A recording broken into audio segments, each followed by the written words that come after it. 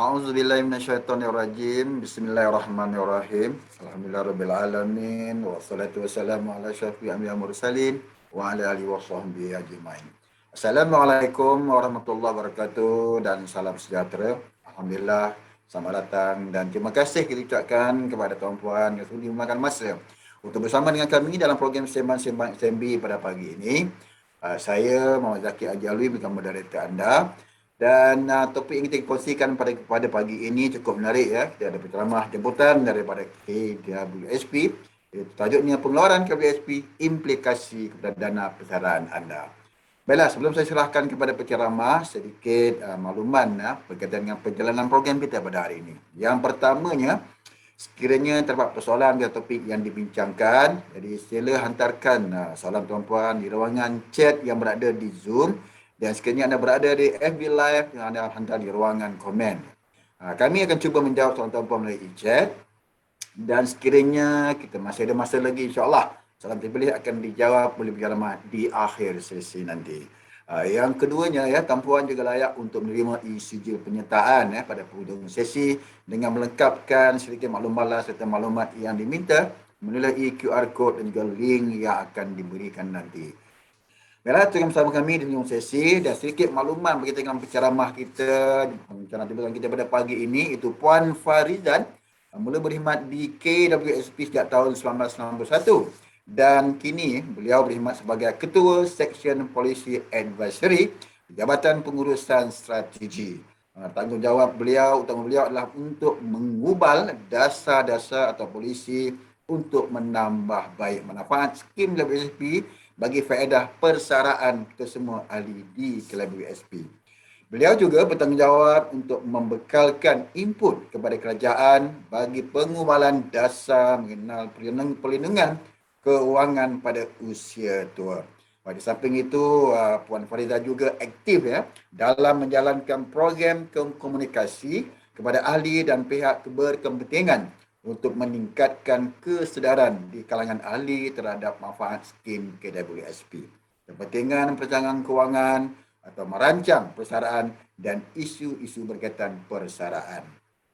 Beliau memegang ijazah sarjana sains pembangunan manusia dari UPM dan juga ditauliah sebagai perancang kewangan berdaftar atau Registered Financial Planner oleh Malaysian Financial Planning Council MFPC pada tahun 2011. Assalamualaikum Puan Farizan. Waalaikumsalam dan selamat pagi Encik Zaki. Selamat pagi Puan Farizan, kita bertemu lagi, sihat agaknya. Ya, Alhamdulillah sihat. Selamat berpuasa kita Puan Farizan. Ya, sama. Alright Puan, hari ini kita bersama dengan program Sembang-Sembang SME. Terima kasih kita kesudian Puan Farizan untuk bersama dengan kami dan kita serahkan kepada Puan Farizan dengan tajuk yang cukup menarik pada pagi ini, perkongsian yang menarik, pengeluaran KWSP, implikasi kepada dana persaraan anda. Silakan Puan. Okey, terima kasih Encik Zaki ya. Terlebih dahulu lah ya, saya nak mengucapkan banyak terima kasih lah kepada ASNB ya. Kalau tak salah saya ini dah kali ketiga kita bersama dengan ASNB. So saya rasa terharu dan rasa amat-amat berbesar hati lah ya. Jadi untuk sesi kali ini saya ingin berkongsi mengenai pengeluaran KWSP, apa implikasinya kepada dana persaraan ahli. Sebelum ni tak salah saya dah pernah kongsi sebenarnya pasal pengeluaran ya, tapi masa tu kita belum ada lagi lah pengeluaran khas COVID, masa tu belum lagi berlaku COVID-19 ni ya.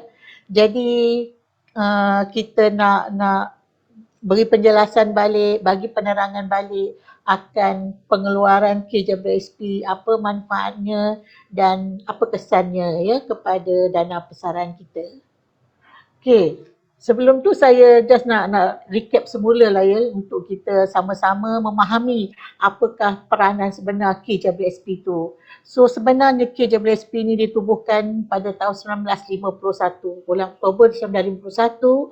Memang matlamat utamanya ketika itu dah hinggalah kini ya adalah untuk menyediakan jaminan pendapatan hari tua bagi ahli, iaitu jaminan dari sudut pendapatan ketika kita bersara.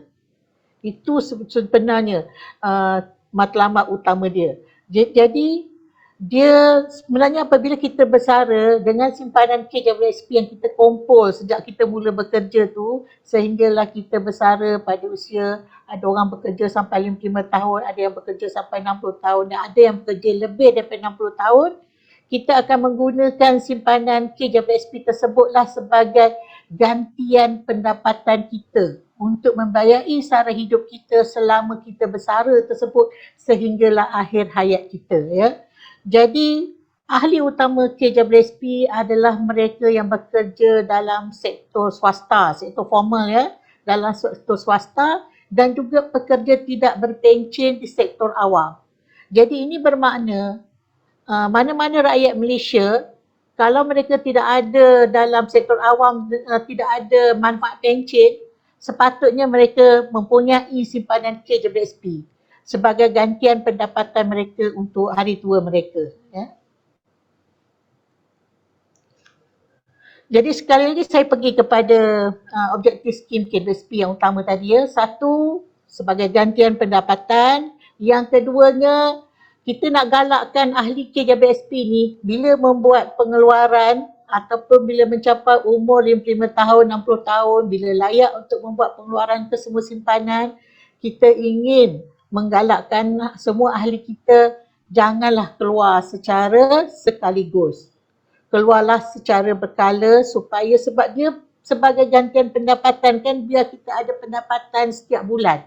Jadi bertahanlah selama mana simpanan kita ada. Jadi kita datang dengan pelbagai option, pelbagai pilihan kepada ahli kita untuk memilih supaya tidak mengeluarkan simpanan mereka secara sekaligus, ya. Jadi kita pun ada juga mewujudkan akaun emas sebab ni kita tahu ahli kita bila sampai umur 55 tahun mereka dah layak keluarkan apa-apa simpanan yang ada sebelum 55 tahun tersebut, tetapi umur persaraan minimum bagi pekerja di sektor swasta adalah sehingga 60 tahun. Jadi masih ramai yang bekerja, jadi apa-apa caruman baru selepas umur 55 tahun tersebut kita akan simpankan ataupun masukkan ke dalam akaun emas dan kita lockkan akaun emas ni. Dia hanya boleh akses oleh ahli apabila mencapai umur 60 tahun. Sebab kita nak menyediakan kawalan kepada ahli sebab kita bimbang ahli kita menghabiskan semua simpanan mereka pada umur 55 tahun, nanti sekurang-kurangnya dia ada lagi satu lagi lapisan iaitu dari simpanan daripada akaun emas untuk sara hidup mereka bila mereka benar-benar bersara pada umur 60 tahun. Dan yang last sekali, yang akhir sekali apa yang pentingnya ialah apa-apa pengeluaran pun yang dibuat sebelum umur 55 tahun iaitu yang biasa kita panggil pengeluaran prapersaraan, ia adalah pengeluaran yang boleh menambah nilai persaraan kepada ahli. So bila ahli bersara itu bermaksud bila seseorang itu bersara kita ada dua portion. Satu portionnya adalah simpanan dalam bentuk tunai. So bila dia bersara dia ada portion cash, portion tunai untuk sara hidup dia, dan satu lagi portionnya adalah daripada pengeluaran prapersaraan tadi. Portion dari dalam bentuk lain yang boleh menambah nilai dia untuk meningkatkan taraf hidup dia ketika bersara, ya. Dan komposisi ataupun simpanan tu sendiri, simpanan persaraan tu sendiri sebenarnya adalah terdiri daripada caruman pekerja 11%, caruman majikan 12 atau 13% mengikut kepada upah. Kalau upah dia 5,000 dan ke bawah, majikan akan carum sebanyak 13%. Kalau melebihi 5,000, majikan akan mencarum pada 12%. Dan ditambah juga dengan dividen tahunan yang diisytiharkan setiap tahun, ya. Dan ditolak dengan apa-apa pengeluaran yang dibuat sebelum persaraan. Jadi itulah yang akan membentuk simpanan persaraan yang terkumpul nanti. Jadi bila melihat kepada struktur begini, jadi kita tahu simpanan persaraan seseorang ahli tersebut adalah bergantung kepada selama mana dia mencarum, adakah dia mencarum secara konsisten dan juga berapa banyak dividen yang diisytiharkan oleh KWSP dan berapa banyak pula pengeluaran yang dibuat sebelum dia mencapai umur 55 tahun. So faktor-faktor ni mempengaruhi jumlah simpanan persaraan ahli tersebut ya. Kita tengok pula kepada statistik seperti selalu KJWSP ya, yang terkini setakat 28 Februari 2022, kita mempunyai bilangan ahli keseluruhan sebanyak 15.3 juta ahli. Jadi kita tengok tahun 2021 15.1 juta, bermaksud ada penambahan dalam bilangan ahli KJWSP. Maksudnya ada orang yang baru masuk bekerja ya. Jadi maksud kita nampak pemulihan daripada pandemik tersebut. Kita dah nampak dah ya arah-arah pemulihan tersebut. Ahli aktif kita iaitu ahli yang mencarum sekurang-kurangnya 1 bulan pada tahun berkenaan ya, kita tengok 7.8 juta setakat ni ahli aktif kita yang ada caruman, yang mencarum. Itu pun kita nampak tahun 2021 kita tengok 7.6 juta, maksudnya ada tambahan lebih kurang dalam 200,000 macam tu ya. So tapi walaupun ahli aktif kita 7.8 juta, tapi kita tengok yang mencarum secara konsisten, yang mencarum secara tetap adalah lebih kurang dalam 5.8 juta. So ada lagi lebih kurang 2 juta tu dia keluar masuk. Sebabnya kita bekerja di sektor swasta kan, ada masa keluar, ada masa masuk. Tu konsistensi dalam caruman. So dia mempengaruhi lah jumlah simpanan kita ya. So bilangan majikan yang aktif adalah 558,000 dan itu pun ada tambahan juga daripada tahun lepas. So memang kita dah nampak pemulihan ekonomi tu kita dah nampak pada tahun 2022 ya. Dari segi statistik keuangan pula setakat 31 Disember 2021 ya, bukan 2022, belum sampai lagi. 2021 kita tengok jumlah aset kita adalah lebih kurang 1 bilion ya. Jumlah dividen yang diagihkan bagi tahun 2021 adalah sebanyak 56.8 bilion, di mana dividen tahun lepas konvensional 6.10, syariah 5.65%. Tapi saya nak menarik perhatian kepada statistik yang bawah sekali tu, iaitu dari segi caruman dan pengeluaran. Kita tengok setakat itu pun 2021 juga lah ya. Minta maaf lah tu ni sebab slide ni dia panas dari oven kan. buat. Okey.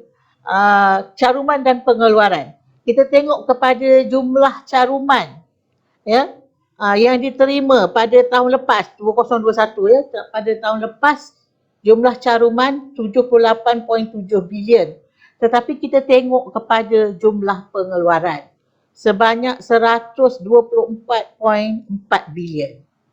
Ini tak salah saya berlaku kali kedua dalam sejarah KJWSP, di mana pengeluaran kita melebihi daripada caruman masuk. Maksudnya inflow kita kurang daripada outflow kita. So ini kali kedua jika tak silap saya berlaku ya. Sebab itu dulu saya ingat zaman tu adalah zaman pengeluaran, kita perkenalkan pengeluaran pekerja berpencen ya. Yang ini kita tengok sebabnya ada pengeluaran COVID ya. Jadi dalam tempoh 2 tahun tu 2020-2021, sebab kita memperkenalkan pengeluaran khas untuk COVID-19, maka pengeluarannya melebihi daripada jumlah caruman. Selalu kita ada lebihan caruman dengan berbanding dengan pelaburan ya, berbanding dengan pengeluaran.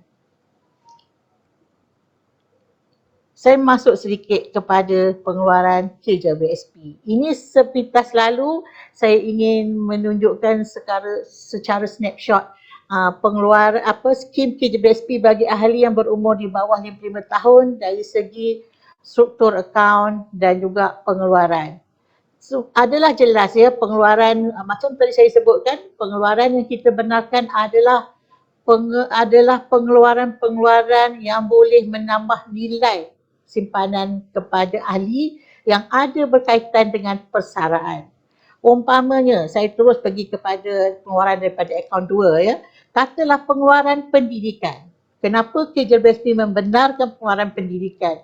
Sebab pendidikan ini penting bagi seseorang ahli itu meningkatkan taraf hidup dia, meningkatkan pendapatan dia, ya, meningkatkan taraf hidup keluarga dia juga.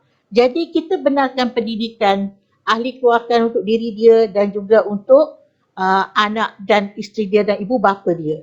Ya, jadi sebab kita tahu pendidikanlah yang menentukan kemampuan dia dan standard of living dia lah, standard kehidupan dia kan. Jadi sebab tu kita benarkan bila dia pendidikan baik, dia akan dapat gaji yang baik, maka dia akan mencarun lebih banyak dan kehidupan dia akan jadi lebih baik. Kecukupan simpanan dia lebih bagus kan. Kemudian kita benarkan pengeluaran kesihatan. Sebab kita tahu yang penting adalah konsistensi dalam mencarun. Selagi mana ahli kita sihat, mereka akan terus bekerja. Mereka akan terus mencarun. Ya, jadi kecukupan simpanan untuk besaran mereka akan jadi bertambah baik. Itu penting kesihatan. Dan kesihatan pun sama dengan pendidikan. Ia adalah dua polisi pengeluaran di mana kita perluaskan kepada ahli keluarga, ya, untuk keharmonian keluarga. Di mana kesihatan pun sama. Dia boleh membantu, boleh dikeluarkan untuk membiayai kesihatan penyakit kritikal untuk anak-anak, ibu bapa dan ahli keluarga mereka. Ya, sebab kita tahu kesihatan, kalau ahli keluarga kita tidak sihat, maka kita ada ahli tu dia terpaksa berhenti kerja untuk jaga keluarga dia yang sakit. Jadi kita tak nak benda tu berlaku. Keluarkanlah simpanan daripada sebahagian daripada akaun 2 ni, selesaikan rawatan biar semua orang kembali pulih dan mereka boleh bekerja. Jadi caruman akan terus berterusan lah, ya, dan dia orang akan sihat dan tak ada masalah untuk bekerja. Itu sebab kita benarkan untuk kesihatan. Dan lagi satu, kita nak pastikan bila ahli kita bersara, kalau boleh kita nak bersara, mereka bersara dalam keadaan yang sihat. Ya, kita tak nak dia kalau bila bersara dia sakit, ya, banyak penyakit, sebab benda tu semua akan menjejaskan simpanan persaraan dia, ya. Daripada dia gunakan simpanan tu untuk membayar sara hidup dia, mereka terpaksa gunakan simpanan tersebut untuk membayar kos kesihatan pula. Kan rugi kan, dan rugi bukan apa, dan makin menyesakkan ahli, ya, dalam keadaan macam tu, menjejaskan keuangan dia kan. Perumahan. Kenapa kita benarkan untuk perumahan? Sebab apabila seseorang bersara, apa yang paling penting untuk memastikan dia bersara dengan selesa adalah sebuah rumah tempat berlindung.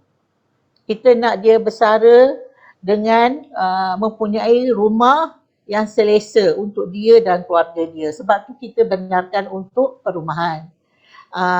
Kemudian untuk haji. Kenapa kita benarkan untuk haji? Haji ni memang lain sikit kan. Tapi kita pergi kepada haji sebabnya haji dia melibatkan kuota. Dia melibatkan giliran haji. Bukan senang nak dapat giliran haji. Bila dia dah dapat giliran haji, kalau dia tak pergi pada tahun tu, giliran dia akan hilang. Jadi bila lagi dia boleh pergi. Jadi untuk tujuan haji tersebut, kita benarkan sehingga RM3,000. Ya? Dan yang akhirnya untuk pengeluaran 50 tahun. Yang ini adalah pengeluaran bagi dia membuat persediaan ke arah persaraan dia. Ya? So itu, dan pada masa yang sama kita ada jugalah di bawah semasa berlaku COVID tahun 2020, kita membenarkan untuk pengeluaran luar biasa, kita namakan pengeluaran luar biasa, iaitu air lestari. Itu pengeluaran sekali saja, dia takkan ada lagi lah ya. Itu pengeluaran air lestari. Dan kita pergi kepada akaun 1. Akaun 1 ni kita perlu faham dia adalah, tadi saya katakan, portion tunai untuk persaraan kita. Jadi sebab itu seboleh-bolehnya di situlah yang kita nak tingkatkan simpanan dia, di situlah yang kita nak pastikan simpanan tersebut berganda, meningkat, berganda, supaya dia akan cukup untuk membiayai sara hidup ahli, ya. Jadi yang kita benarkan adalah ahli boleh memilih untuk melabur, ya, di dalam unit-unit amanah yang diluluskan. Melabur bukan satu pengeluaran, dia sebenarnya adalah pindahan.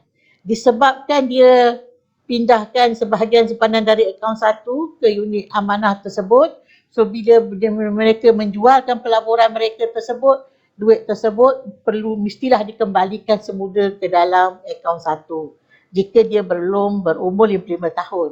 Jadi sebab pelaburan tu dibenarkan adalah ada setengah ahli kita mereka mempunyai pengetahuan dalam pelaburan. Mereka tahu bila nak masuk melabur, bila dah nak keluar ataupun memanfaatkan dari pelaburan mereka. Jadi dia nak menambahkan simpanan pesaran dia. Jadi kita benarkan untuk pindahan pelaburan.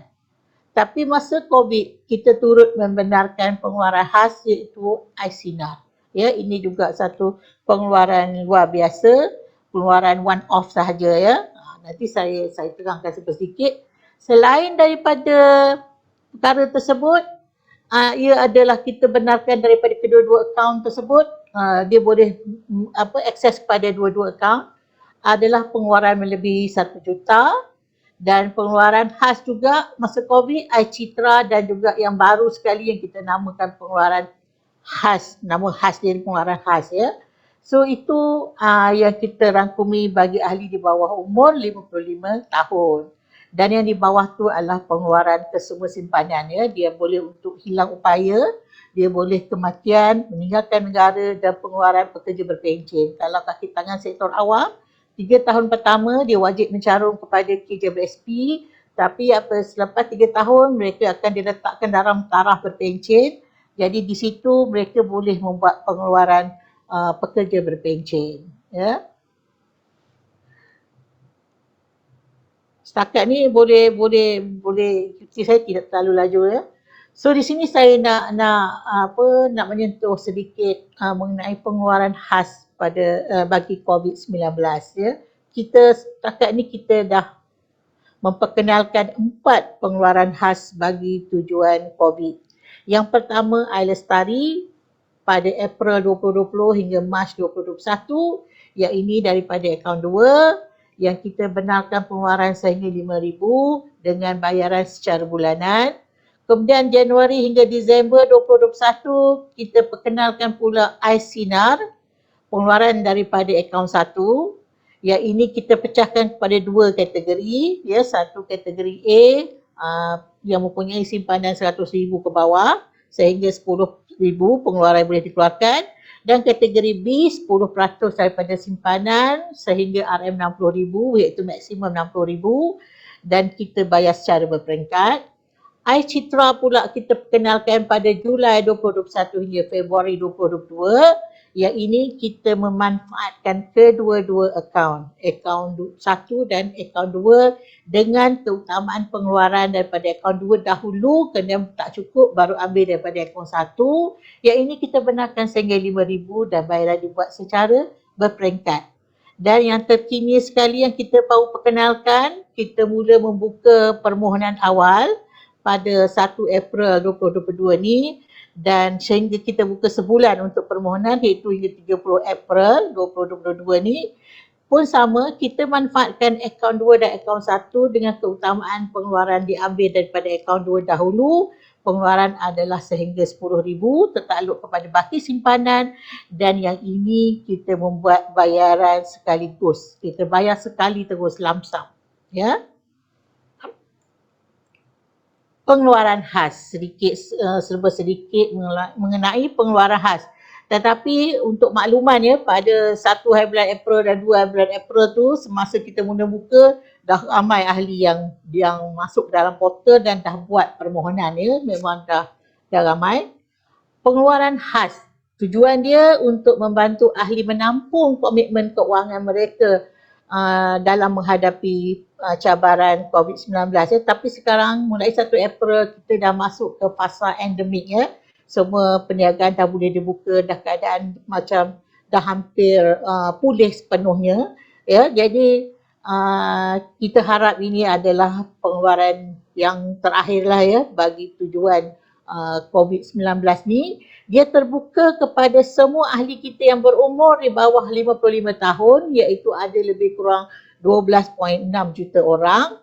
So yang ini amount yang tadi saya dah cerita, kita akan buat sekali bayaran. Lebih kurang terma dan syarat dia semua jelas. Semua ahli, termasuk ahli bukan warga negara dan juga pemegang pemasrafin tetap, semua orang layak keluar.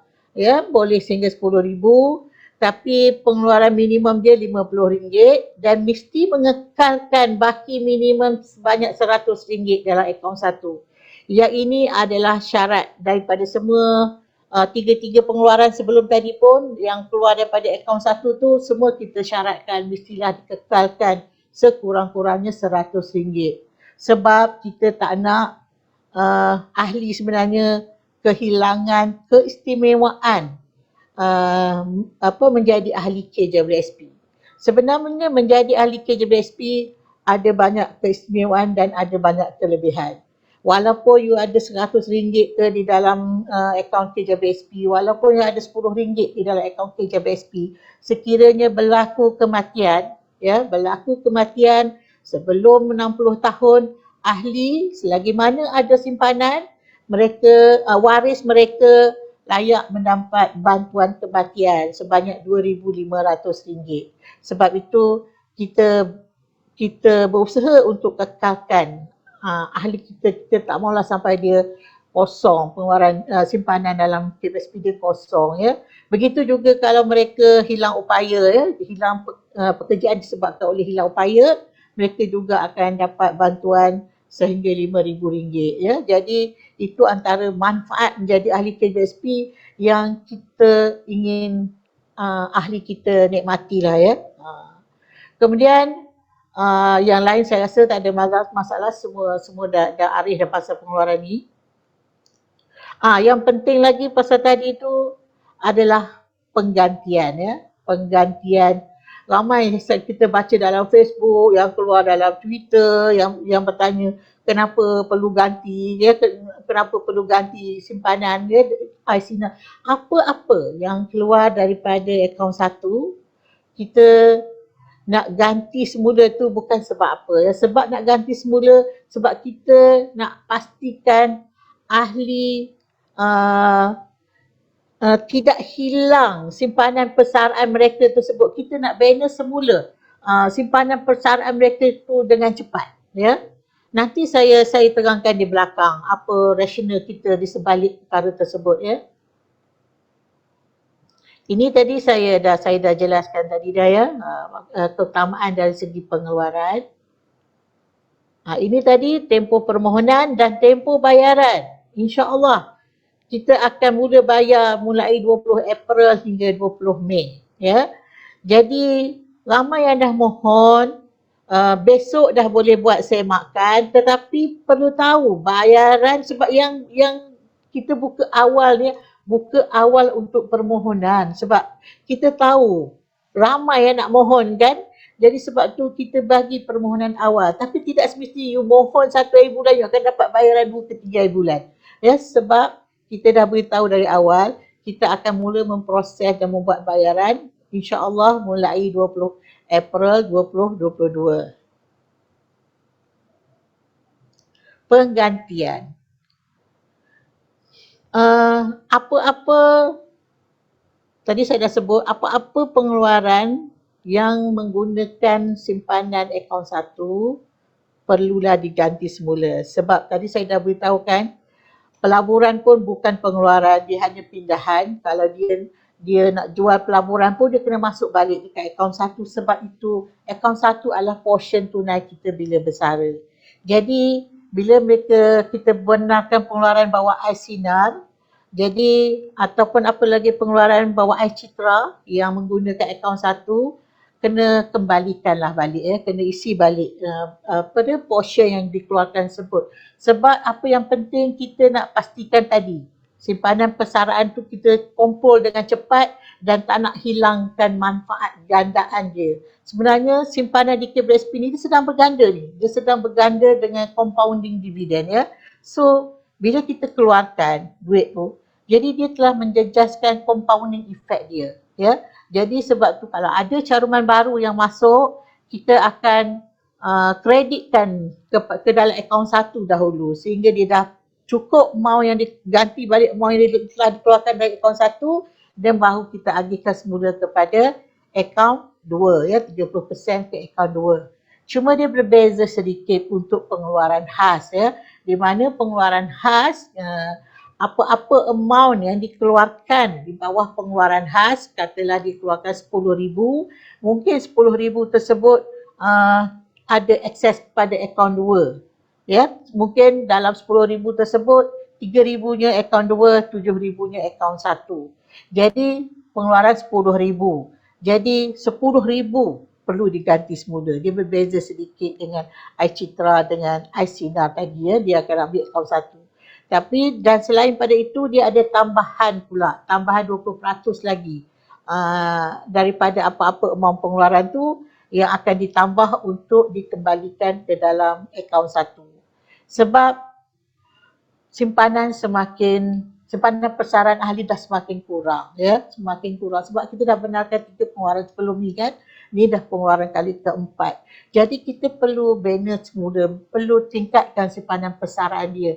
Jadi untuk mengambil masa, penggantian tersebut mengambil masa ya. Dia jadi kalau 4 tahun dia dah ambil masa untuk ganti tu, dia dividen yang dinikmati oleh simpanan tersebut mungkin 5%, berapa persen lah ya. So dengan 20% tambahan tersebut kita harap dia dapat kejar.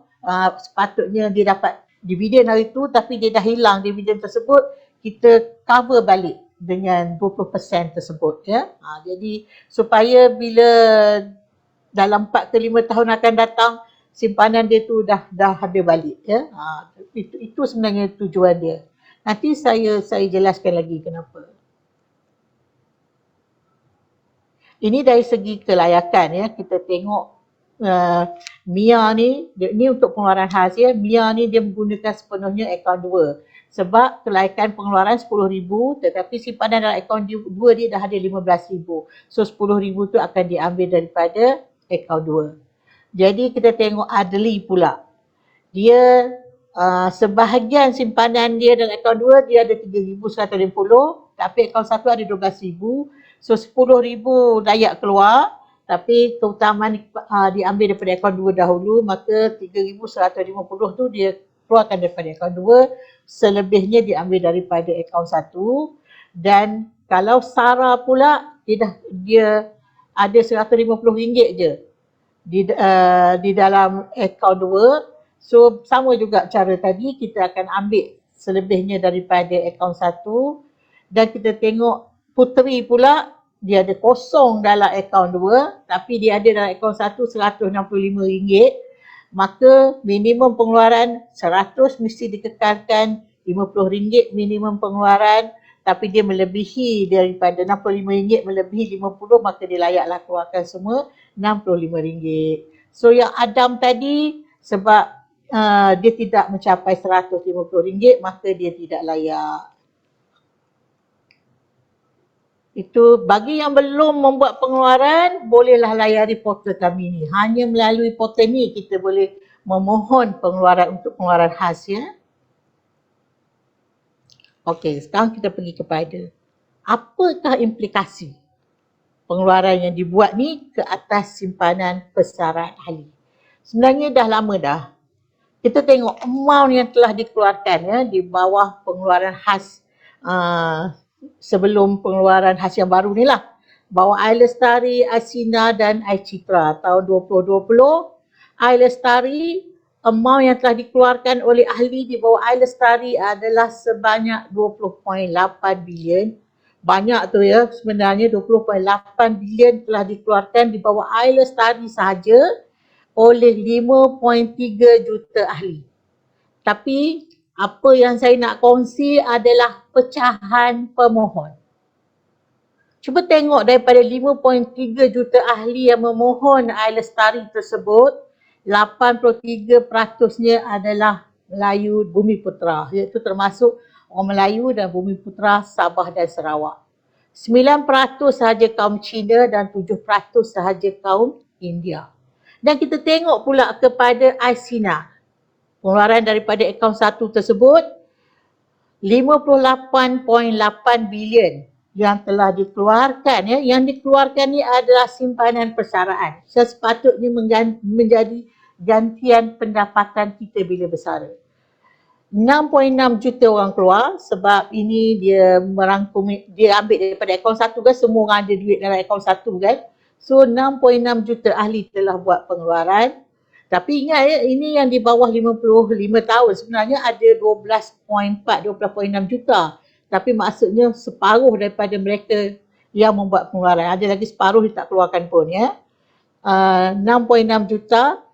79%-nya Melayu dan Bumiputera Sabah dan Sarawak, kaum Cina 11%, kaum India 8%. Dan you tengok juga Air Citra. Akaun 2 dan akaun 1 tersebut 21.4 bilion amount yang dikeluarkan, 5.2 juta ahli yang memohon, 79%-nya Melayu, Bumiputera Sabah Sarawak, 12% Cina, 8% India. Ini komposisi yang membuat pengeluaran. Jadi apa yang membimbangkan, yang merusingkan kita ialah simpanan persaraan bagi ahli Melayu Bumiputera ni simpanan persaraan mereka bila kita mencapai usia 55 tahun, 60 tahun nanti kan, orang Melayu Bumiputera Sabah dan Sarawak mereka dah tak ada dah.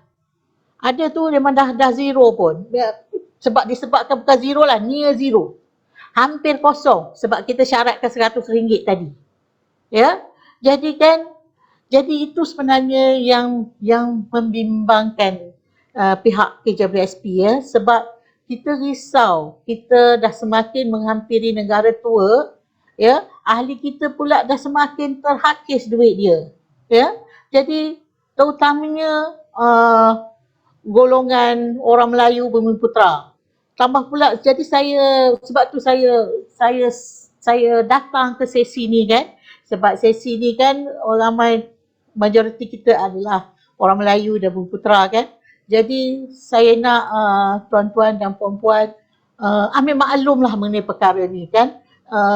Kadang-kadang kita gairah sangat dengan pengeluaran, kadang kita lupa simpanan persaraan kita Tapi saya faham KJWSP sangat-sangat maklum dengan keperluan ahli terhadap sumber keuangan. Sangat-sangat arif, kita sangat-sangat ambil maklum pasal perkara tersebut.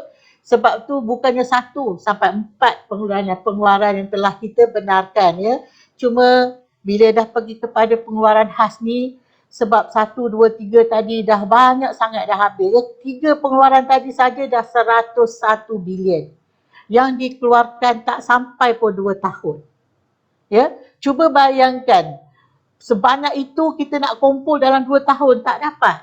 Tak dapat sebab benda tu adalah 20 tahun, 30 tahun punya simpanan tapi dia dah dikeluarkan atas keperluan sebab ini dalam keadaan yang luar biasa.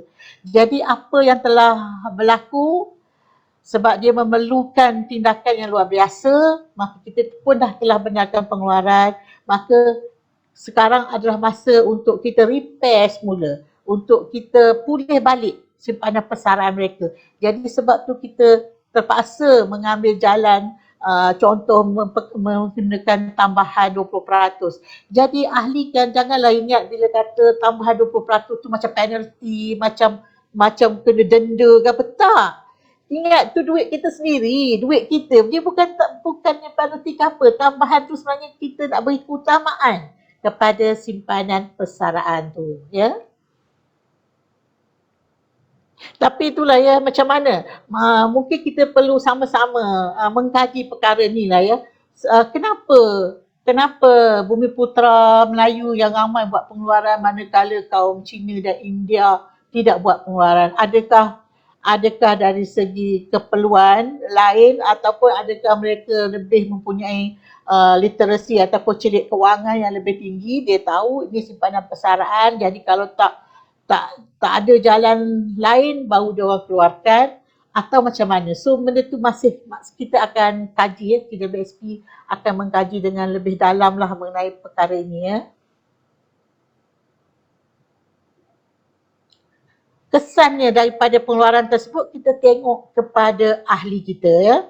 Jadi daripada ketiga-tiga pengeluaran tadi dia telah menyebabkan ramai ahli kita mengalami pengurangan dalam simpanan persaraan dan kemungkinan mereka berdepan dengan masalah miskin di usia tua. Itulah yang menjadi kebimbangan kita. Kita cuba tengok kepada yang di hujung sekali dari segi statistik ahli profiling ahli kita ya. Dengan pengeluaran tersebut ia telah meningkatkan jumlah ahli yang mempunyai simpanan kurang daripada 10,000 ya. Simpanan 10,000 dan ke bawah ya. Kalau sebelum berlaku COVID ni pada April 2020 maksudnya belum lagi ada apa-apa pengeluaran, sebelum berlaku COVID 4.7 juta ahli yang mempunyai simpanan di bawah 10,000. Tetapi bila pergi kepada Disember 2021 dengan pengeluaran 3 tadi, daripada 4.7 juta dah bertambah menjadi 6.1 juta ahli kita yang mempunyai simpanan di bawah 10,000. Tambahan sebanyak 28%. Jadi ini sebenarnya sangat-sangat membimbangkan. Ya, ini 10,000 je tahu. Kita bukan cerita banyak, bukan cerita 20,000 ke 50,000 bukan. Yang di bawah 10,000. Tapi yang paling kritikal lagi ialah simpanan 1,000 dan ke bawah. Jika sebelum COVID, kita ada 1.4 juta ahli kita mempunyai simpanan di bawah 1,000.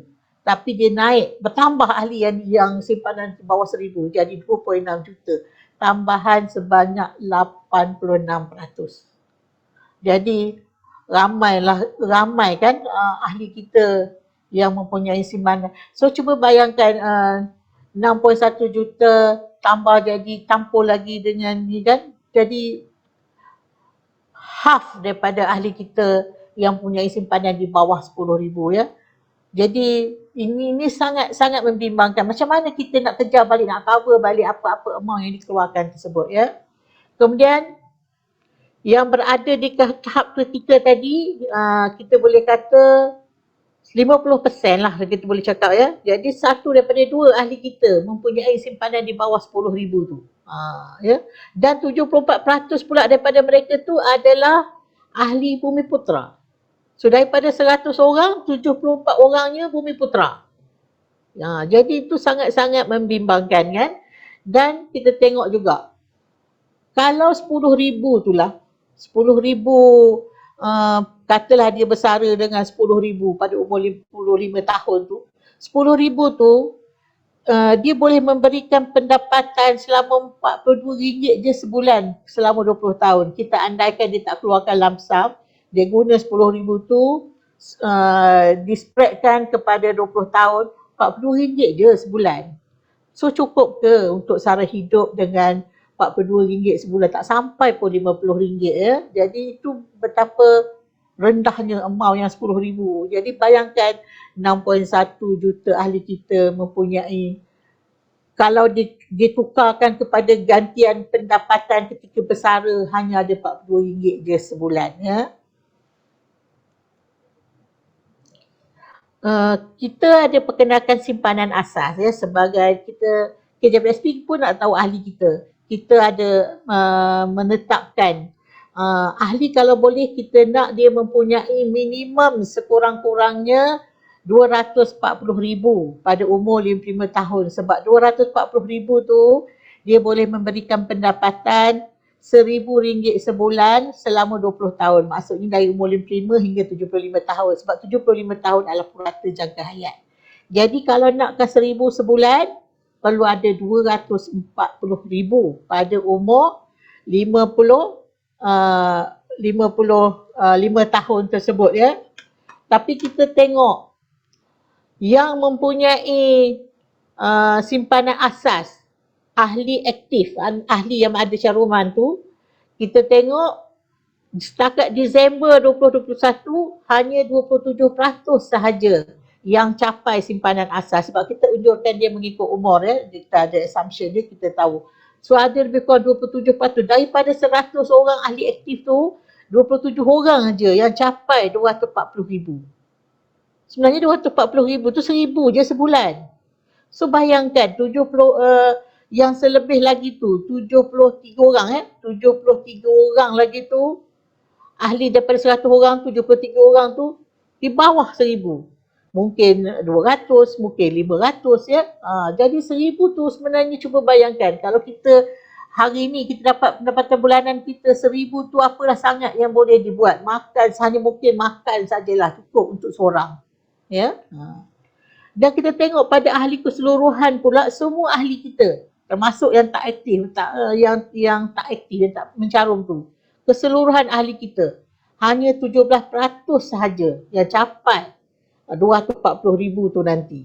Jadi bayangkan sangat kecil sebenarnya walaupun secara total simpanan KJBSP tu nampak banyak, tetapi bila pergi kepada individunya simpanan tersebut sebenarnya adalah rendah ya, secara relatifnya simpanan setiap ahli itu adalah rendah ya.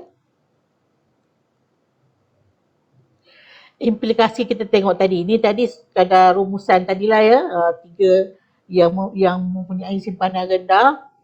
Kemudian selain pada tu kita tengok pula lain-lain simpanan. Selain daripada simpanan KJBSP kita, ada tak ahli kita ni ada simpanan lain? Kita tengok ya, 1.4% saja kadar simpanan isi rumah kebangsaan. Ya, sangat rendah. Itu pun kalau tolak pada simpanan KJBSP tu minus 6.9%. Maksudnya rakyat Malaysia ni memang tak menyimpan.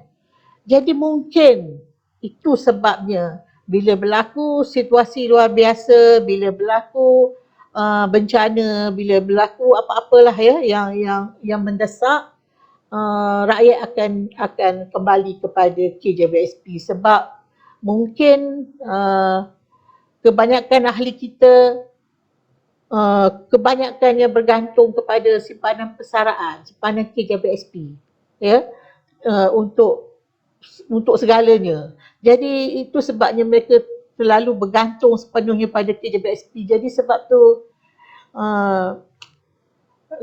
tu banyak desakan ya bila berlaku sesuatu ahli mendesak untuk buat pengeluaran sebab sangat sikit yang ada simpanan selain daripada KJBSP. Kita tengok pada ni saya kongsi maklumat mengenai bilangan ahli mengikut jumlah simpanan. Ya, ni yang terkini tengok pada jumlah simpanan.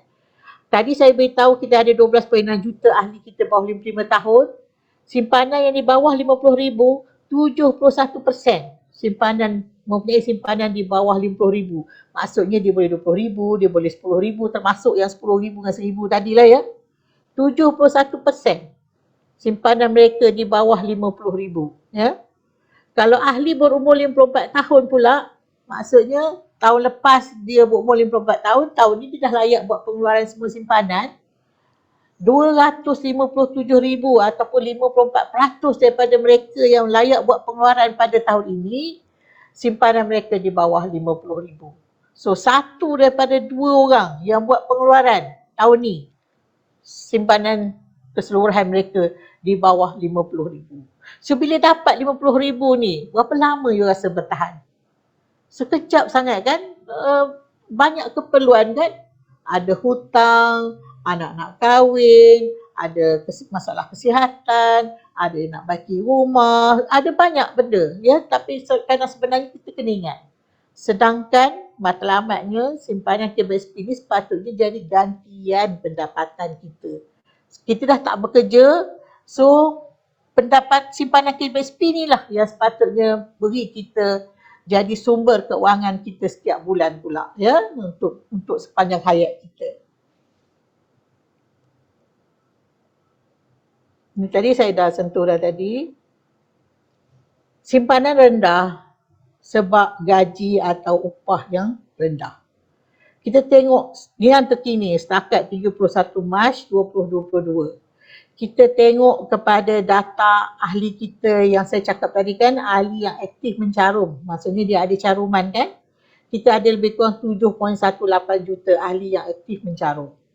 Daripada 7.18 juta ahli yang mencarum tersebut, yang ada caruman tersebut, yang sedang mencarum, 84% daripadanya berupah dia di bawah 5,000. 6.05 juta tu mempunyai mencarum pada kadar upah 5,000 dan ke bawah. Ya. Daripada 84%, maksudnya daripada 100 orang, 84% sebenarnya adalah berpendapatan di bawah 5,000. Daripada tersebut, 50% di bawah 2,000. Kalau kita tengok pada 3,000 pula, 69% di bawah 3,000. Jadi dengan 3,000, dengan 2,000, berapa banyaklah sangat dia boleh simpan kan? Jadi itu sebab sebenarnya simpanan rendah disebabkan oleh pendapatan yang rendah. Dahlah pendapatan rendah, kadang kerja pula tak konsisten. Kan tadi saya cerita 2 juta dia tak konsisten mencarum. Kemudian ditambah berlaku pula keadaan pandemik. Memang kita boleh faham lah sebab kita ada data. Kita tahulah kenapa keadaan tu berlaku kan. Jadi dalam keadaan yang macam ni kan, di mana kita boleh berusaha, boleh ada, macam mana kita nak tingkatkan dia juga simpanan dia untuk persaraan. Jadi itu sebenarnya yang KJBSP tengah explore pelbagai inisiatif untuk tambah simpanan persaraan mereka juga.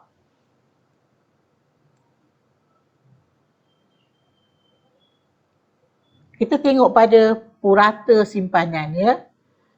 Kita dah tahu dah tadi, ahli yang berumur 54 tahun, kita tahu dah ahli yang di bawah umur 55 tahun. Cuba yang penting sekali kita tengok, ahli pada umur 54 tahun tu, purata simpanan ahli pada umur 54 tahun tu, maksudnya kita ambil semua 256,000 ahli umur 54 tahun tu, kita campur semua simpanan dia tu, kita bagi, dapat purata simpanan. Jadi dia ada yang berpendapatan tinggi. Sebab caruman KJBSP ni, ahli yang mencarum dalam KJBSP, kita tak meletakkan capping, tidak meletakkan had caruman. Jadi kalau orang tu gaji 50,000 pun dia mencarum pada kadar yang sama, 9%, 12%. Jadi ada outlier dia ya, ada yang tinggi-tinggi, ada yang rendah-rendah. Jadi purata simpanan 128,000. Itu pun kalau diterjemahkan kepada bayaran bulanan lebih kurang kepada RM533 je sebulan ya. Kalau kita tengok kepada ahli KJBSP di bawah 55 tahun, keseluruhan ni bukan ahli aktif, kita tengok 57,000 purata, sebenarnya purata simpanan mereka. Lebih kurang RM238 je sebulan. So ini sebenarnya bukti-bukti yang menunjukkan simpanan ahli kita sebenarnya sangat rendah ya.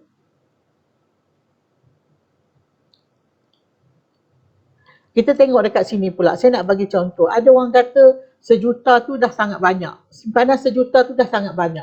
Sebenarnya kita tengok kepada Asri. Simpanan dia pada umur 54 tahun ada 1 juta. Tetapi 1 juta kalau dia belanjakan selama 1,000 sebulan, simpanan tersebut memang boleh tahan 83 tahun. Tetapi kita tengok pula 1 juta, kita pecahkan kepada 20 tahun, daripada 55 hingga 75, sebenarnya 1 juta tu hanya memberikan pendapatan bulanan sebanyak RM4,167 je sebulan. 1 juta, RM4,167 sebulan. Ya, sebenarnya kalau dengan 4,000 ni, jika kita bersara pada hari ini dengan 4,000, rasa cukup ke tak cukup? Dengan kos sara hidup sekarang. Ya, bayangkan, itu 1 juta, baru jadi 4,000. Nakkan pendapatan yang sesuai untuk membaiki kos hidup kita tu, dengan kita bandingkan dengan gaya hidup kita sekarang, berapa sebenarnya yang kita rasa kita nak pendapatan bulanan kita. Jadi dari situ kita boleh tetapkan berapa banyak kita perlu ada. Kalau kita nak 4,000 sebulan, kena ada 1 juta. Nak 1,000 sebulan, kena ada 240,000. Ya. So itu dari segi kesan. So kita pergi kemudian, apa yang akan berlaku seterusnya. negara akan capai status tua dah tak lama. 2030 mengambil kira usia 60 tahun. 2030 lagi kita dah capai status negara tua. Apa maksud negara tua? Maksudnya adalah 14% daripada penduduk Malaysia, 14% daripada keseluruhan penduduk Malaysia adalah berumur 60 tahun dan ke atas. Ya, jadi cuba bayangkan 2030 bila kita capai status negara tua, hidup semakin panjang. Negara tua tu berlaku sebab kita tengok pada trend demografi. Dia adalah pengurangan atau penurunan kadar kematian dan penurunan kadar kelahiran. Penduduk tua bertambah disebabkan kadar kematian yang rendah. Ya, hidup dia makin panjang dengan kemudahan kesihatan, dengan gaya hidup yang sihat. So hidup makin panjang. Seluruh penduduk dunia hidup semakin panjang. Malaysia pun sama, semakin panjang. Tapi hidup semakin panjang, kita yang penting tengok adalah jangka hayat sihat. Penduduk Malaysia, jangka hayat sihat kita lain, tak sama dengan Singapura, tak sama dengan negara lain. Jangka hayat sihat kita, kalau wanita 10 tahun terakhir kita akan hilang jangka hayat sihat. Jadi kalau sekarang jangka hayat wanita di Malaysia, wanita 78 tahun. Tapi 10 tahun terakhir dia kita dah hilang jangka hayat sihat. Maksudnya mulai umur 68 tahun kita dah sakit dan uzur. Lelaki pula dia hilang jangka hayat sihat 7 tahun terakhir. Jadi sekarang jangka hayat lelaki lebih kurang 73 tahun. 7 tahun terakhir lebih kurang dalam umur dia 66 tahun, 67 tahun, dia dah hilang jangka hayat sihat dia. Dia dah uzur dah. Ya. Jadi cukup tak cukup simpanan kita dengan mengambil kira jangka hayat sehingga 75 tahun purata, 20 tahun, 18 tahun akan hidup selepas kita dah bersara, tak kisahlah pada umur 55 ke 60 tahun ke, dengan mengambil kira 10 tahun terakhir kita sakit dan uzur, 7 tahun terakhir kita sakit dan uzur. Ya, itu sebenarnya perkara yang juga kita perlu fikirkan dari sekarang. Dan kita pula mengambil kira tadi dengan ahli yang punya simpanan di bawah 10,000 ni 6.1 juta, dengan ada lagi yang lebih teruk lagi di bawah 1,000 pun ramai. Jadi cuba bayangkan macam mana kita nak berdepan dalam masa 7 tahun akan datang, 8 tahun akan datang, kita akan mencapai negara tua. Kita akan capai negara tua, itu adalah fakta. Itu tak boleh lari dah sebab itu adalah perkembangan penduduk, ya, trend kependudukan kita. Tapi yang menambahkan lagi masalah kita adalah kepantasan negara kita menjadi negara tua. Dari menua ke tua, ya, menua tu aging, tua tu aged kan. Menua tu maksudnya 7% penduduk berumur 60 tahun ke atas. Malaysia mengambil masa lebih kurang dalam 25 tahun sahaja untuk penduduk Malaysia berubah daripada 7% kepada 14%. Nak jadi negara tua. Tetapi negara lain, negara Eropah tu, Perancis tu mengambil masa 115 tahun. Baru dia boleh bergerak penduduk dia daripada 7% kepada 14%. Tapi kita 25 tahun. Disebabkan kepantasan kita mencapai status tua tersebut, maka kita tak punya banyak masa untuk membuat perancangan. Tak perlu banyak masa untuk kumpul simpanan untuk persaraan kita. Jadi sebab tu setiap individu dan juga KJBSP dan juga agensi-agensi lain yang berkenaan, kalau you tengok kebelakangan ni kan banyak yang bercakap pasal negara tua ya, sebab benda tu dah tak lama dah. Jadi kita perlu berusaha untuk pastikan rakyat dan ahli kita bersedia menghadapi keadaan bila kita jadi negara tua tersebut, ya. Jadi sebab tu seboleh-bolehnya kita nak galakkan ahli kita tu menyimpan untuk dana persaraan mereka, ya. Kalau you tengok sekarang kita akan all out memberi fokus kepada membina semula simpanan persaraan dan tingkatkan simpanan persaraan Tak kisah sama ada sama ada caruman wajib, kita pun nak galakkan juga ahli kita mencarum secara sukarela, ya. Ini bila kesan daripada peningkatan jangka hayat. Yang tadi saya kata jangka hayat kita panjang tapi dia tidak disokong dengan jangka hayat sihat dan juga simpanan persaraan kita yang tak mencukupi, ya. Sedangkan bila kita mencapai usia tua, tambah pula sekarang bila ramai rakyat kita kena COVID-19 kan, siapa-siapa je lah yang pernah melalui fasa positif tu, kita sebenarnya dah hilang sebahagian daripada jangka sihat kita tu. Kita dah hilang dari segi merosot dari segi mobiliti kita dah merosot dari segi pernafasan lah, batuk lah, dengan penyakit long COVID-nya kan. Sebenarnya benda tu dah kacau keadaan kesihatan yang selama ni kita duk ingat kita sihat, hilang jangka hayat sihat kita 10 tahun terakhir dan 7 tahun terakhir. Sebenarnya kalau ikutkan, mungkin tak ada lagi study mengenai kesan daripada COVID ni kan. Mungkin daripada 10 tahun tadi dah jadi 15 tahun. 7 tahun lelaki tadi mungkin dah jadi 10 tahun pula. Jadi kehilangan jangka hayat sihat tu sebenarnya.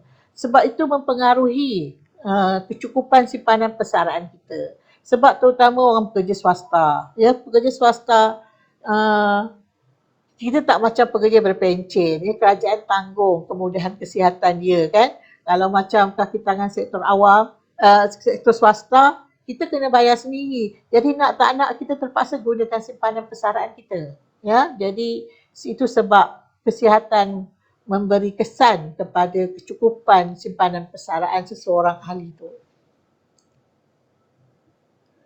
Bila bersara pula, ada pelbagai keperluan perbelanjaan. Keperluan kos hidup berbeza-beza mengikut individu warga emas. Kos kesihatan pula kena ambil kira. Mana kos untuk rawatan perubatan, mana kos untuk penjagaan. Sebab kita berbeza, ada yang boleh mengurus diri, ada yang dah tak boleh nak berjalan, ada yang perlukan orang jaga sepenuh masa. Ya, jadi itu kena ambil kira perbelanjaan bila kita bersara. Kos pengangkutan. Tak semesti kita boleh bawa kereta lagi dah. Kita mungkin dah tak mampu, mata pun dah tak berapa nak nampak. Mungkin bila kita nak bergerak, kita kena ada kereta, panggil Grab ataupun naik taksi ataupun mengharapkan orang lain, ya, sebab mobiliti kita dah terhad. Kemudian bila kita bersara, kita pun nak juga buat sedekah jariah kita kan, ruang untuk tambah pelaburan untuk akhirat kan. Kemudian kita pun nak juga ada kos perbelanjaan untuk riadah, nak pergi juga sekurang-kurangnya setahun sekali, pergi bercuti bersama keluarga, bersama anak cucu, ataupun riadah untuk gaya hidup sihat, nak naik basikal mungkin bahaya, kena cari cara lain nak beriadah, ya. Ada banyak keperluan bila kita bersara.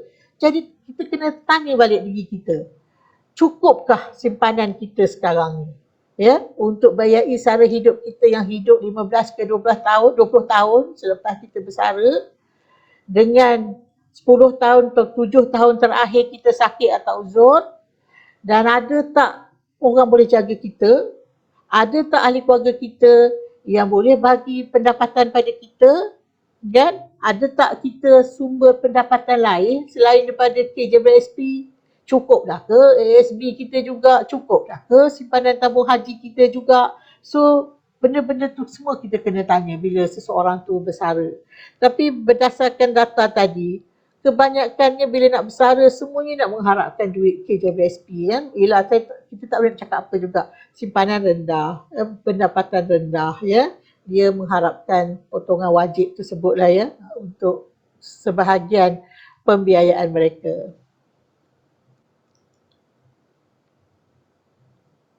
Jadi tapi yang selain pada jangka hayat panjang, yang penting sekali sebenarnya itulah dia, yang last sekali tu, perancangan dan pengurusan keuangan yang lemah. Itu pun satu hal juga. Bila kita capai umur bersara, kita dah ada duit di tangan RM50,000, RM40,000, RM100,000, disebabkan kita tidak tahu ataupun tidak ada pengetahuan dalam mengurus keuangan, kita tak tahu pun nak manage duit kita RM50,000 tu. Sebab tu duit kita tu belum sempat lagi kita belanja untuk diri kita, dah orang lain dah plan dah duit kita. Ya?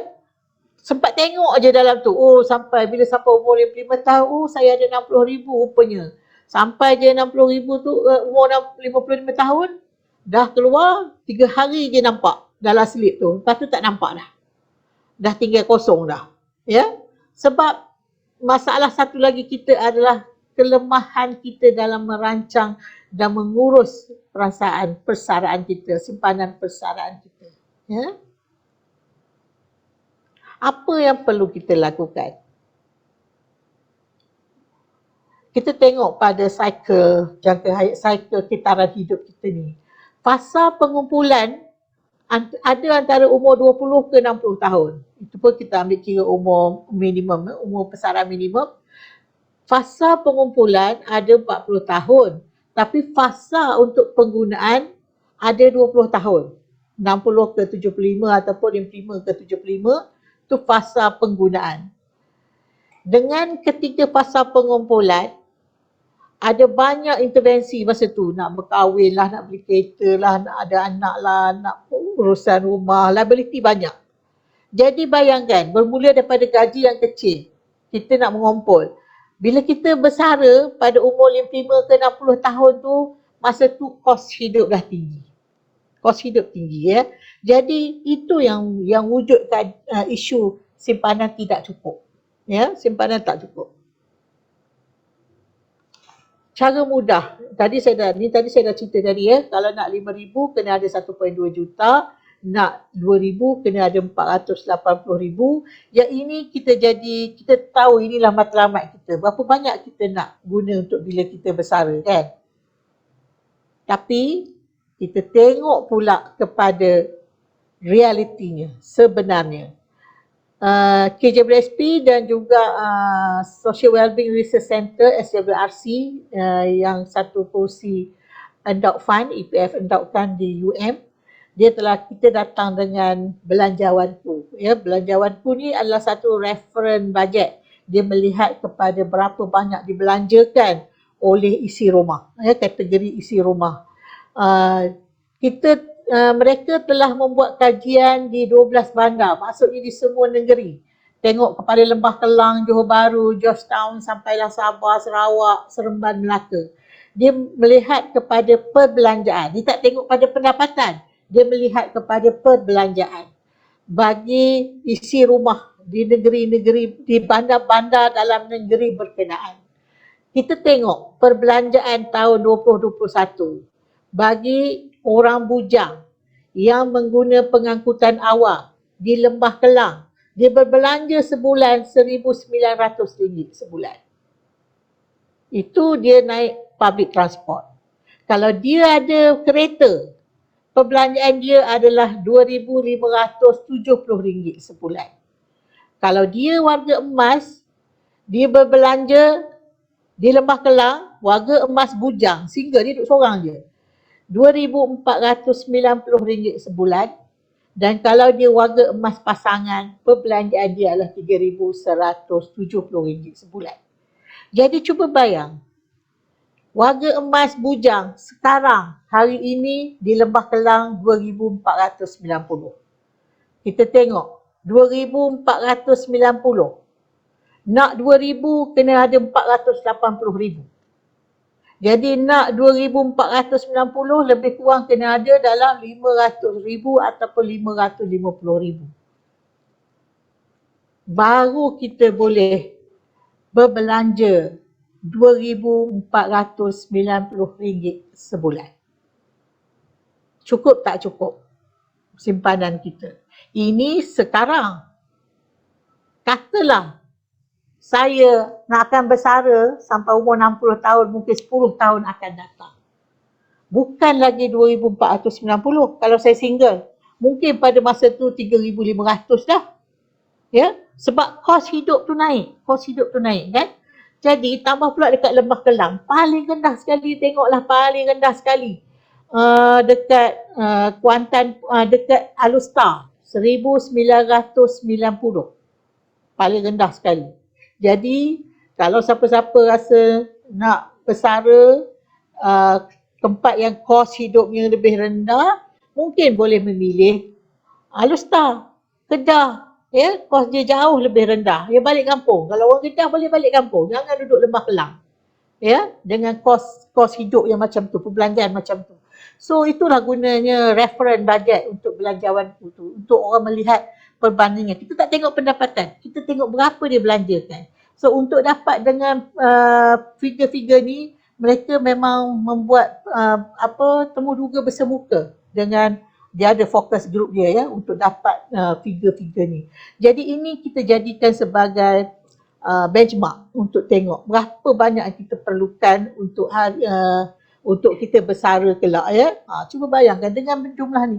Tapi bila melihat pula kepada keadaan tadi yang di bawah 10,000, yang di bawah 50,000 tadi, jadi sudah pasti kita tahu bila mereka bersara 10 tahun akan datang ke, berapa tahun akan datang ke, dengan 50,000, dengan 100,000 memang tak cukup ya. Jadi kecuali lah you ada sumber-sumber lain ya, you ada kebun getah ke, you ada kelapa sawit ke, you ada rumah sewa ke, ataupun anak-anak kita orang yang berada ataupun anak-anak tak berada pun tak apa, tapi dia menjaga ibu bapa dia, itu lain ya, itu lain. Kalau ada macam tu alhamdulillah bagus ya. Ini dekat Lembah Kelang sahaja. Kita kalau merujuk pada buku laporan belanjawanku tu, kita boleh nampak perbelanjaan untuk orang bujang yang pemilik kereta, orang yang berkahwin couple, dia tak ada anak, 4,590. Kalau dia berkahwin dengan satu anak, kalau dia berkahwin dengan 2 anak, so ada kategori perbelanjaan ni yang kita boleh jadikan rujukan. So jadikan ini sebagai rujukan untuk kita tetapkan matlamat dalam simpanan besaran kita lah ya. So ni dah nak habis dah layan ni. So apa inisiatif KJBSP untuk membina semula simpanan pesaran ahli?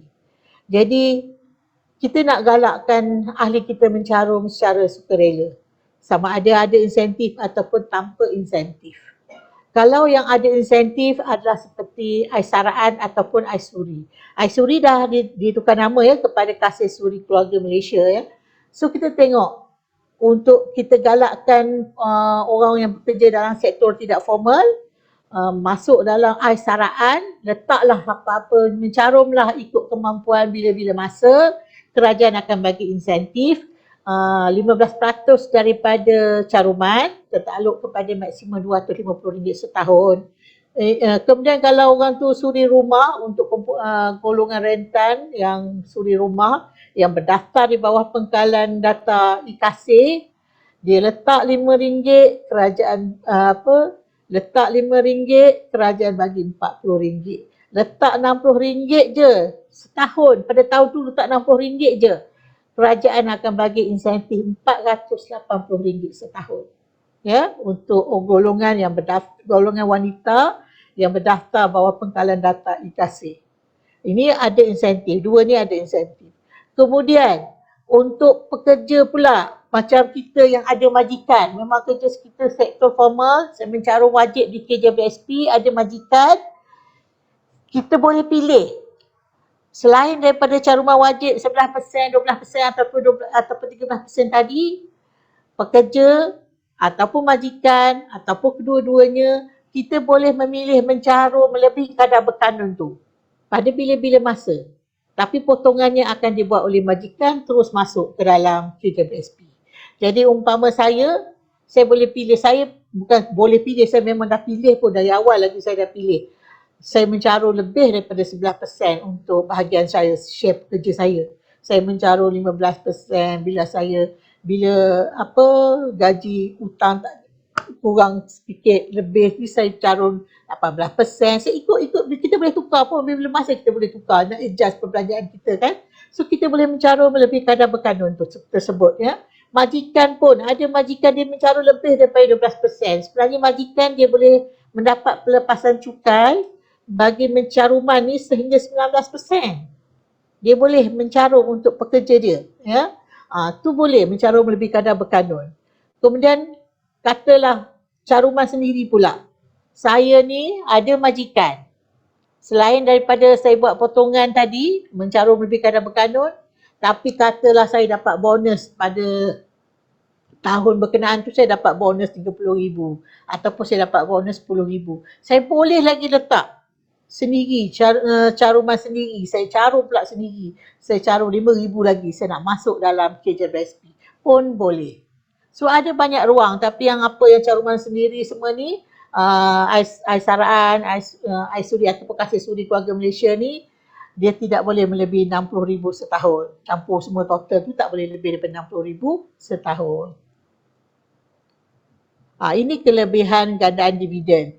Cuba tengok, saya bagi contoh apa yang kenapa KJBSP sibuk sangat suruh ahli mencarum awal, suruh mencarum lebih ya. Kita bagi contoh Efri ni. Dia umur dia 20 tahun tapi dia mencarum RM100 je sebulan, tapi sampai umur dia 60 tahun. Jumlah pokok dia yang dia labur dengan RM100 sebulan tu adalah RM48,000. Tetapi jumlah terkumpul dia pada umur 60 tahun sebenarnya dah meningkat pada RM148,000.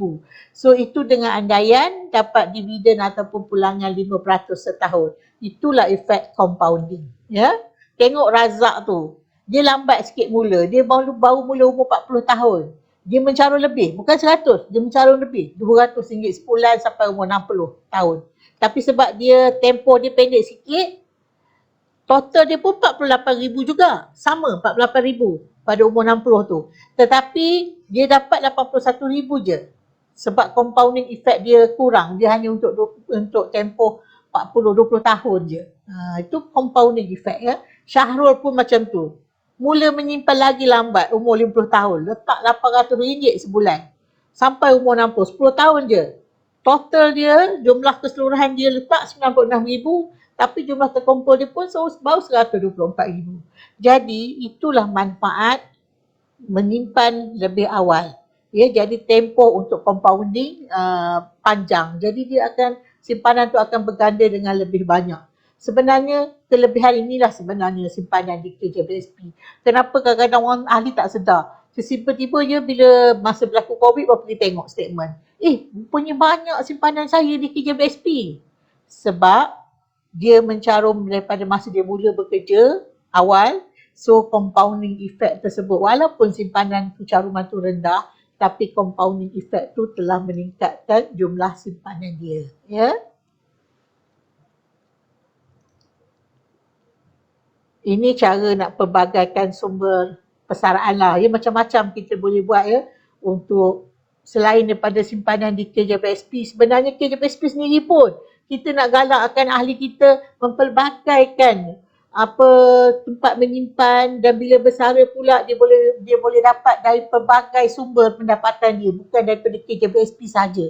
Dari ASB, dari tabung haji, dari skim persaraan swasta, dari rumah sewa, dari kerja sampingan, semua tu boleh tambah ya, untuk mencukupkan pembiayaan dia, keperluan dia untuk hari tua dia. Dan akhir sekali, untuk sesi kali ini, saya nak menyeru kepada ahli kita, ahli KJBSP lah ya, gunakanlah, utiliskanlah hikmat nasihat persaraan yang KJBSP sediakan di 52 cawangan. Kita sediakan 83 pegawai hikmat nasihat kita untuk dapatkan sebarang nasihat berkaitan dengan tak semesti berkaitan dengan persaraan je. Boleh dapat apa-apa je nasihat berkaitan dengan keuangan, perancangan keuangan ahli kita. Jadi kita pun ada 13 pasukan mobile. Jadi boleh jemput ya, bila masa je beritahu, hubungi pejabat cawangan kita, boleh dapatkan hikmat mereka ni. Mereka boleh datang ke premis kita, ke pejabat tuan-tuan dan perempuan untuk beri hikmat nasihat secara percuma ni. So saya akhiri di sini Encik Zaki, untuk jika ada sebarang pertanyaan lah ya. Okey Puan, terima kasih Puan di atas pengkongsian kita pada pagi ini dengan tajuk yang cukup menarik ya, berkaitan dengan penawaran KJBSP. Dan saya teruja melihat chat-chat kita ni, rakan-rakan daripada tim KJBSP terus menjawab, dan juga kita ada soalan sikit daripada FB. Okey, rakan kita kat sini saya ada 3 lebih kurang pertanyaan. Kita pergi kepada yang pertama dahulu daripada Facebook. Dia Facebook ya Puan ya. Ya. Okey, daripada Facebook, daripada Dino. Dino ing ni, ing kita mengilah. Okey, berkaitan dengan soalannya, adakah pengeluaran untuk mengurangkan pinjaman perumahan sesuai dilakukan jika melihat kepada jumlah dividen dan kadar faedah yang dikenakan sekarang ini? Silakan Puan. Pengeluaran bagi tujuan pinjaman perumahan ya? Ya, betul. Okey. Sebenarnya kita boleh tahu ya, kita sebenarnya kena buat pertimbangan sama ada perlu atau tidak kita membuat pengeluaran bagi tujuan perumahan ya. Kita tengok interest yang dikenakan ke atas kita bagi pinjaman perumahan tersebut. Adakah interest tersebut lebih tinggi daripada dividen yang diisytihar oleh KJPSP atau tidak? Jika misalnya dividen yang interest yang dikenakan ke atas pinjaman perumahan tu lebih tinggi, kenapa tidak kita keluarkan simpanan KJPSP? Sebab dia dikeluarkan untuk menyelesaikan pinjaman yang memberi interest yang lebih tinggi yang mungkin merugikan ahli. Tetapi andai kata dividen yang diisytiharkan oleh KJPSP tersebut adalah lebih tinggi daripada interest yang dikenakan.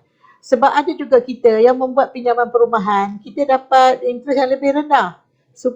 Sama juga kata kita ambil pinjaman tapi macam kementerian dengan majikan ke pinjaman yang lebih rendah interest dia. Jadi kenapa perlu kita keluarkan simpanan KJPSP yang sedang memberi dividen yang lebih baik pada kita? So itu perkara yang kita perlu buat penilaian sebelum kita mengambil keputusan untuk membuat sesuatu pengeluaran, ya. Itu kita boleh tentukan sendiri benda tu. Kita boleh kira ya. Tapi bila menyebut mengenai dividen, saya suka mengingatkan pada ahli-ahli kita ya. Kadang-kadang ahli kan dia suka bandingkan dividen KJPSP dengan ASP, dengan tabung haji, dengan bank rakyat, dia kata. Sebab tengok kepada angka 6%, 5%, 7%, 4%. Sebenarnya bukan begitu cara bila kita nak tengok sesuatu dividen tahunan tu lebih baik atau tidak pada kita. Yang penting kita tengok adalah cara sebuah agensi tu ataupun sebuah fund tersebut, cara dia mengira dividen tersebut macam mana. Ya? Kalau KJPSP, cara kita mengira dividen kita lain. Kita berdasarkan daily aggregate balance. Kalau ASB, dia kira dividen dia berdasarkan cara lain. Tabung haji cara lain. Bank rakyat cara lain. Dia tidak sama. So kita tak boleh, itu bukan satu perbandingan apple to apple. Dia tak sama benda tu. Kena tengok cara kita, agensi tersebut memberi ataupun mengira dividen tersebut. Itu yang lagi penting. Okey, terima kasih Puan. Itu soalan daripada Dino. Saya harapkan Dino telah pun mendapat jawapan daripada Puan Farizan. Alright, saya pergi pada soalan yang kedua. Datangnya daripada Facebook juga. Zulzila namanya. Ni mungkin soalannya agak menarik juga. Macam mana cara nak menyimpan ke akaun KJPSP kalau bekerja sendiri katanya. Silakan Puan. Kalau kita bekerja sendiri, kita sebenarnya boleh, macam tadi saya dah sebut tadi kan, boleh mendaftar di bawah Aisaraan. Sebab bila di bawah Aisaraan, orang yang bekerja sendiri atau mana-mana orang, sama ada dia suri rumah ke, dia pelajar ke, dia boleh je menyimpan bila-bila masa, menyimpan secara sukarela ke dalam KJPSP. Daftarkan di bawah Aisaraan, letakkanlah apa-apa caruman. Dia tak ada minimum caruman. Dia hanya ada maksimum caruman RM60,000. So, ikut kemampuan kita. Kalau kita rasa nak letak RM50, kalau rasa nak letak RM100, nak letak RM500, ikut kemampuan kita. Bila-bila masa. Masukkan ke dalam KJPSP, daftarkan di bawah Aisaraan, baru kita boleh dapat menikmati insentif kerajaan tu yang 15% daripada apa-apa caruman yang dimasukkan, tertakluk kepada maksimum RM250. Cara nak menyimpan, kalau misalnya dia ada, tak salah saya, 7 ke 8 panel bank yang boleh terima, dan dia juga boleh dibuat secara online. Umpama kita ada Maybank to You ke apa ke, kita boleh je masukkan di bawah Maybank to You dan online kan, tiap bulan bila masa yang ada duit, kita boleh transfer je ke dalam akaun KJPSP kita. Ya. banyak platform boleh kita lakukan untuk menyimpan dalam untuk apa dalam Betul. sendiri. Okey. Ini soalan ni ramai yang bertanya ni puan. Paling ramai dalam chat kita bertanya dan rakan-rakan apa ni teams kita pun telah pun ni dicelangkan supaya puan yang menjawabnya. Iaitu suggestion berkaitan dengan limit RM60K. Tuan boleh puan jelaskan lagi lebih.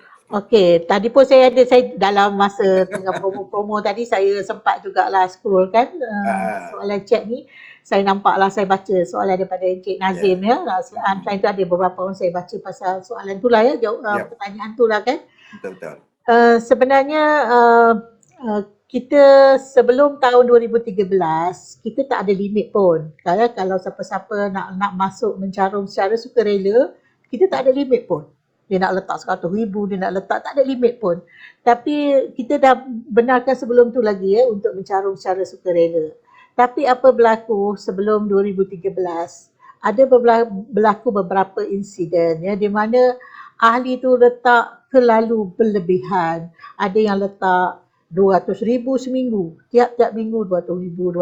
Ada yang letak, ada yang paling tinggi pernah letak 1.5 juta sekali masuk je. Jadi kita kata ini dah luar biasa kan, ini bukan matlamat kita lagi dah kan. So kita bimbang ya sebab antara kelebihan ya simpanan di KJBSP, tadi saya baru cerita sikit je kelebihan KJBSP ya dari segi bantuan kematian, bantuan hilang upaya kan. Betul. Tapi sebenarnya kelebihan lain menyimpan di KJBSP ni adalah apa-apa simpanan yang dah masuk ke dalam KJBSP, dia tidak boleh dituntut atau oleh mana-mana pihak ya. Sebab tu ada ahli sampai dah 100 tahun, 80 tahun umur pun dia tak keluar-keluar duit KJBSP dia. Dia biar je duit KJBSP dia. Sebab tu kita bayar dividen sehingga umur 100 tahun ya. Kalau ada tuan-tuan dan perempuan nak tahu ya. Sebab ada ahli dia tak nak keluar pun. Sebab simpanan dia yang di KJBSP dia tidak boleh dituntut oleh mana-mana pihak ya. Sehinggalah berlaku keadaan yang luar biasa berkenaan, maka kita ubah polisi kita hanya akan cap pada 60,000 je setahun. Sebab kalau 60,000 pun kalau 8 tahun macam tu dia dah dia dengan compounding dividen tu 7 ke 8 tahun dia dah mencecah 1 juta sebenarnya simpanan di KJBSP tersebut. Jadi kita nak menghadkan kemasukan caruman yang luar biasa yang mungkin boleh datang daripada money laundering ke apa ya. Sebab tu beberapa tahun kebelakangan ni kita ubah sedikit akta kita. Jika ada perintah mahkamah ke apa ke yang mengatakan sebahagian daripada simpanan KJBSP tersebut adalah money laundering, itu pengubahan wang haram, maka kita akan bekukan amount berkenaannya. Sebelum tu tak ada tau. Sebelum tu siapa simpanan yang masuk, kalau dia muflis sekalipun, dia orang tak ada siapa boleh tuntut. Tapi itu sampai sekarang masih kekal. Kalau dia muflis ke apa ke di luar, tapi kalau dia ada simpanan KJBSP, tak ada mana-mana pihak boleh tuntut simpanan tersebut. Jadi bila dia sampai umur untuk buat pengeluaran penuh, kita akan buat arrangement cara bayaran, maka duit itu akan sampai kepada ahli tersebut ya, untuk sebab duit ni simpanan pesaran dia ya. Jadi itu sebab masa tu kita pilih 60,000 sebab kita berasaskan kepada RM5,000 sebulan ya. Kalau RM5,000 sebulan, RM60,000 setahun, dan RM60,000 kalau 7 ke 8 tahun dengan dividen yang kita bayar insya-Allah setakat ni dia dah boleh capai 1 juta. Tapi sebenarnya kita telah melihat macam tadi saya dah terang tadi, sejuta tu sebenarnya baru RM4,167 sebulan. Sebenarnya itu tak tinggi mana pun. So kita sedang dalam proses untuk menggaji ya, mungkin kita nak naikkan kadar caruman sukarela tersebut kepada jumlah yang lebih bersesuaian menepati keperluan pesaran ahli ya. Yang itu kita dalam kajian kita sekarang ni. Kita memang faham pasal perlu meningkatkan simpanan pesaran tersebut ya. Alright, okey, kita pergi kepada soalan yang masih dalam Facebook. Saya dapat daripada Ibu G. Dia bertanya ni mungkin nak dapatkan penjelasan lebih lanjut berkaitan dengan had umur 61 boleh ke masuk mencarum under Aisuri katanya. Kalau boleh, bagaimanakah caranya Pak? Silakan Pak. Umur berapa tahun tadi? 61. Okey. Aisuri ataupun kasih suri keluarga Malaysia tu dia lain sikit. Oh. Dia tu adalah caruman sukarela dengan insentif yang bersasar. Ya, maksud saya bersasar, itu kerajaan bagi insentif hanya untuk golongan wanita yang berdaftar di bawah daftar pengkalan data IKASI, iaitu pengkalan data kemiskinan nasional. So hanya ahli yang telah dikenal pasti ya daripada data IKASI lebih kurang ada dalam 350,000, 51,000 orang macam tu, dia ada senarai nama mereka. So orang yang berada dalam senarai nama ni je. Ya, kalau dia datang ke KJBSP, mereka ni je lah yang boleh mendaftar untuk Aisuri, dan mereka ni je lah yang kalau letak RM5 dia akan dapat RM40 tadi. Dan tak salah saya, insyaAllah beberapa bulan tak lama lagi ni, orang yang Aisuri ni juga ataupun kasih suri keluarga Malaysia ni juga yang senarai IKASI ni, mereka juga akan dapat liputan daripada Perkeso. Ya, tak lama lagi, dalam beberapa bulan akan datang. Ya. Jadi maksud ini golongan suri rumah yang betul-betul tak mampu ya. Ini memang insentif kerajaan nak bantu golongan wanita ni lah. Ya. So orang yang tak ada dalam senarai tersebut tak boleh mendaftar bawah kasih suri keluarga Malaysia ataupun Aisuri. Mereka boleh mohon bawah daftar di bawah Aisaraan tadi. Alhamdulillah. Itu dia penerangan yang cukup padu dan padat daripada Puan Farizan pada pagi ini yang dapat menerangkan kita dengan lebih jelas. Namun begitu, mungkin dah banyak pertanyaan-pertanyaan lagi. Tuan-tuan boleh melayari laman web dan Capital BSP. Dan terima kasih lagi kepada Puan Farizan dan tuan-puan boleh melayari laman web SMB untuk dapatkan sembang SMB dan untuk dapat topik yang berjangkauan dan melawat dari webinar teman-teman SMB. Dan tuan-tuan juga semua peserta, setiap Jumaat jam 10 pagi SMB mengadakan program teman-teman SMB yang terbuka kepada umum seperti hari ini dengan topik yang berlainan setiap minggu. Baiklah Puan Farizan, kita dapat penghujung. Jadi sekali lagi Pihak SMB kita rakamkan terima kasih kepada seluruh warga KLBSP team dan juga Puan Farizan sendiri yang dapat bersama dengan kami, dan mungkin ada kata-kata nasihat terakhir yang boleh kongsikan bersama dengan peserta kita pada pagi ini. Silakan Puan Farizan. Terima kasih Cik Zaki. Pesanan saya selalunya konsisten lah ya kat mana-mana saya bercakap kan. Okay. Pesanan saya satulah. Ingat yang simpanan KJBSP ni adalah gantian pendapatan. So dia adalah simpanan kita untuk pendapatan kita ketika kita bersara. So simpanan persaraan ni dia sebenarnya bukan untuk current consumption, bukan untuk penggunaan bagi keperluan semasa. Kalau ikutkan kalau ikutkan. Jadi kalau kita sentiasa ingat yang itu adalah gantian pendapatan kita, bila kita bersara nanti, insya-Allah kita akan sentiasa akan usaha untuk tambahkan simpanan kita tersebut. Menyimpanlah seawal yang boleh, menyimpanlah sebanyak yang boleh, manfaatkan compounding dividend ya.